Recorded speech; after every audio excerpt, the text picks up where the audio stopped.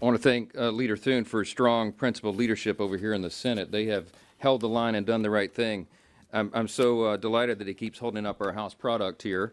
Obviously, this is something we're very proud of. Why? Because it is a clean CR. And what is so historic about what's happening right now is that never in history, never before have you been able to write that a party closed the government over a clean CR. This is the first time. These political antics are frankly ridiculous, and real Americans are being hurt.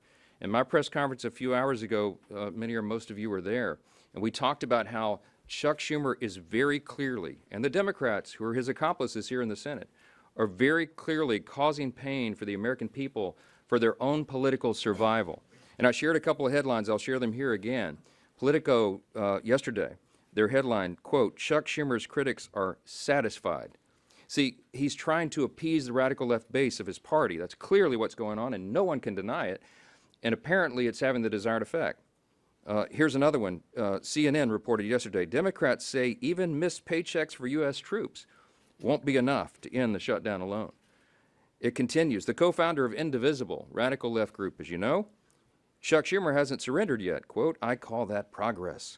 David Hogg, the former DNC vice chair, too radical even for the DNC. They kicked him out. Okay, he said yesterday, "We give credit where credit is due." This is a big step up for Chuck Schumer. There was Democrat aide. This one's pretty amazing. CNN reported a few hours ago.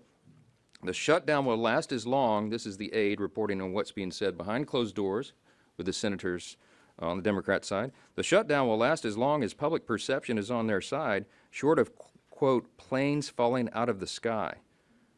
Because air traffic controllers are experiencing a shortage now, I guess? I mean, it's just absolutely stunning.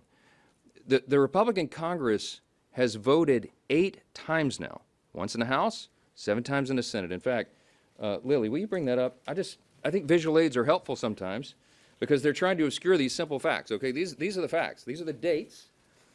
The Republicans in Congress have now voted 8 times to pay the troops and all other federal workers. We did it on September 19th in the House 3 weeks ago today, and now the Senate, under Leader Thune's leadership, has voted 8 times. These are the dates. September 19th they did it, September 30th, October 1st and 3rd and 6th and 8th and 9th, over and over and over.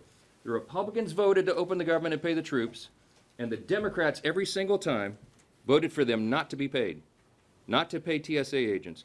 If your flight's canceled today, you can blame it on the Democrats. They are the ones that are making sure that air traffic controllers have shortages. We don't want planes falling out of the sky, for heaven's sake. They're making a mockery of this, and it is outrageous to us. You've got 2 very even-tempered guys here. Thank you, Lily. You got 2 very even-tempered guys here. We don't get upset a lot. We don't get our feathers ruffled, okay? But this is so outrageous. It's so beyond the pale because real people are being hurt. You got 700,000 federal workers that will receive paychecks today, followed by an additional 400,000 workers on 10/14. That's their last paycheck. That is the last paycheck they're going to have until the Democrats reopen the government.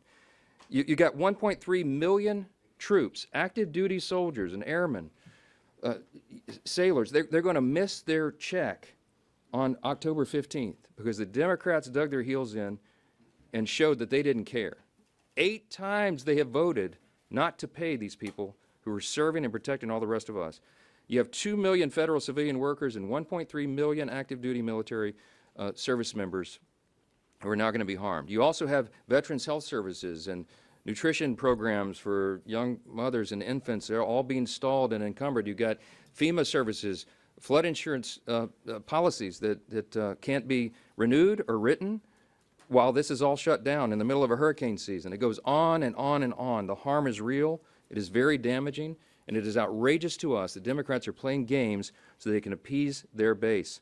Now, we've heard, and I'll turn it back over to the leader, take some questions, but we've heard, and many of you have reported already, this Hate America rally that they have coming up for October 18th, the Antifa crowd and the pro-Hamas crowd and the Marxists, they're all going to gather on the mall. We got some House Democrats selling T-shirts for this event.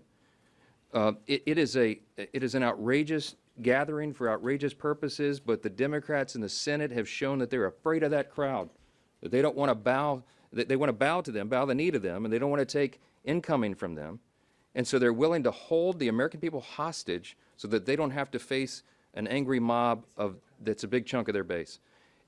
Now, if that's a rumor, they need to come out and clarify that it's not, but that is what we are hearing is their actual motivation, and it is outrageous. All this has got to come to an end. Turn it back over to the leader. Questions?